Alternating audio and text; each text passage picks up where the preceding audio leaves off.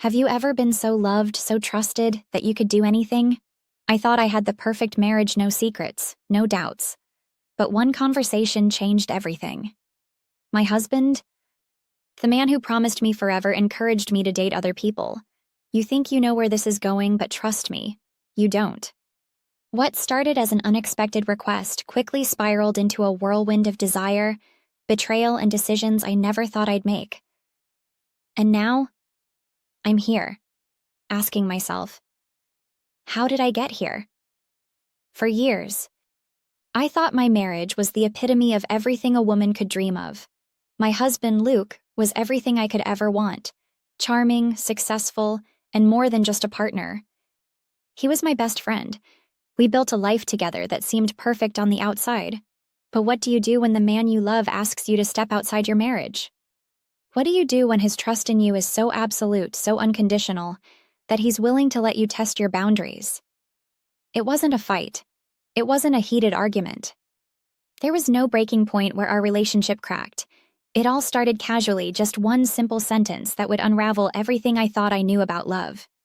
Maybe you should see other people, Luke said as we sat on the couch one night, our eyes locked on a movie we weren't really watching. I trust you. I want you to feel free. I think it might be good for you. I thought he was joking. Surely this was some twisted form of a joke, right? The look in his eyes said otherwise. This wasn't a joke. This wasn't about freedom or trust or anything I could have ever anticipated. My heart raced as I tried to process what he was suggesting. See other people? The man I loved wanted me to date others? To explore my desires with his full blessing? At first, I resisted. I tried to laugh it off, thinking it was some bizarre attempt to lighten the mood. But Luke wasn't laughing. His face was serious, even a little too calm. You deserve more than just me, he continued, and his voice was soft, almost affectionate. I want you to be happy, even if that means exploring outside our marriage. I felt like I was suffocating. More than just him? I couldn't grasp it. Was he asking for an open marriage? Was this some strange form of selflessness, or was it something darker lurking beneath the surface? I didn't know how to respond. The next few days were a blur. I couldn't stop thinking about what Luke had said. We had always talked about everything, nothing was off limits, and yet this was different. It felt like an ultimatum without being one. He didn't demand anything. He didn't say he wanted to see me with someone else, but his words, the way he said them, made me question everything I thought I knew about him. It was like I was walking on the edge of a cliff, and I didn't know if I should step forward or step back. Luke encouraged me to find someone else. But the problem was, I didn't want anyone else. Or at least, I thought I didn't. I spent the next few nights wondering what would happen if I took him up on his offer. Would it make me feel something new?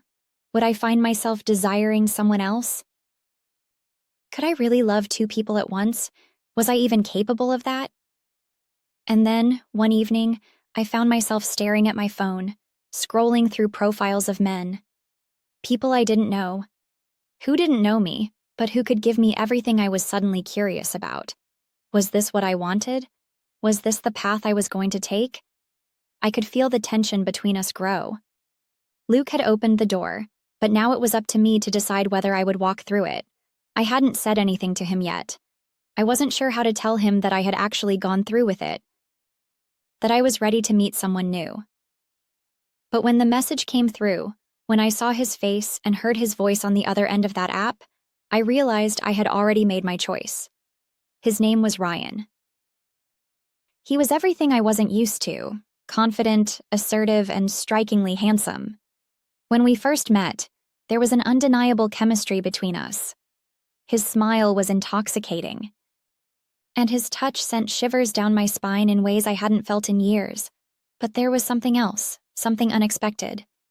He made me feel seen, really seen, in a way that Luke never had. Not anymore. The moment we met in person, I knew that nothing would ever be the same. I had never been on a date like this before, someone who was so bold, so eager to claim me. I felt alive in a way that was almost too intense to handle. My heart raced, and with every touch, every glance, I was pulled deeper into this new world. But I couldn't help the guilt gnawing at the back of my mind. Was I betraying Luke? How could I explain what was happening between me and Ryan? But the truth was, the more time I spent with Ryan, the more I started to feel alive in ways I hadn't felt in years. With Luke, everything had become comfortable, predictable, like we were on autopilot. With Ryan, every moment was a discovery. Every touch was a promise of something new, something forbidden. And then came the night we crossed a line I never expected to cross. Ryan was everything Luke couldn't be in that moment: dominant, passionate, daring. And the chemistry between us exploded into something I had never felt before. My body was no longer mine to control. Every inch of me wanted him, needed him. But as I lay there, my mind flooded with thoughts of Luke. Was I really doing this? Could I live with myself if I let this continue? What had started as a favor to Luke, a simple experiment in freedom, had turned into something I didn't recognize. I had crossed the line, and I wasn't sure if I could go back. I tried to distance myself from Ryan after that night. I told myself it was a mistake, that I needed to focus on my marriage. But the pull between us was undeniable. Every message, every encounter, felt like a promise of something more. And each time I saw Luke, I was reminded of how much I was losing. But then there was another twist. Luke wasn't upset, he wasn't angry. In fact, he was more understanding than I ever could have imagined. "I want you to explore your desires," he told me, his voice steady and calm. "If this is what you need, I trust you. You can tell me anything." What was happening to us? To me? As I navigated this new, dangerous terrain, I found myself torn between two worlds. On one hand, there was Luke, the man who loved me, who trusted me, and who had opened this door for me. And on the other hand, there was Ryan, who made me feel alive in ways I couldn't ignore. But with every touch from Ryan, with every kiss, I was left wondering if I was destroying the life I had built with Luke. There was no going back, not now. I had already ventured too far into this unknown. But the question remained: could I live with myself? Could I keep this secret from Luke? Was I really betraying him? Or was I simply fulfilling the desires he encouraged me to explore? The longer I kept seeing Ryan, the more I realized just how far I was from the woman I had been. But with every new experience, every new feeling, I felt like I was finally discovering a side of myself I had buried for so long. I never thought I'd be in this position. But here I was, standing on the edge of everything I knew, and I had no idea what to do next. It wasn't just about sex, about passion. It was about something deeper, something I couldn't quite articulate. Every moment I spent with Ryan was an escape from the life I thought I was living. But every time I looked at Luke, I saw the man who had given me the freedom to explore. He wasn't angry. He wasn't resentful. He was supportive, patient, even encouraging. And that only made it harder to decide which life I wanted to live. Would I keep living this double life, torn between two desires? Or would I eventually have to choose?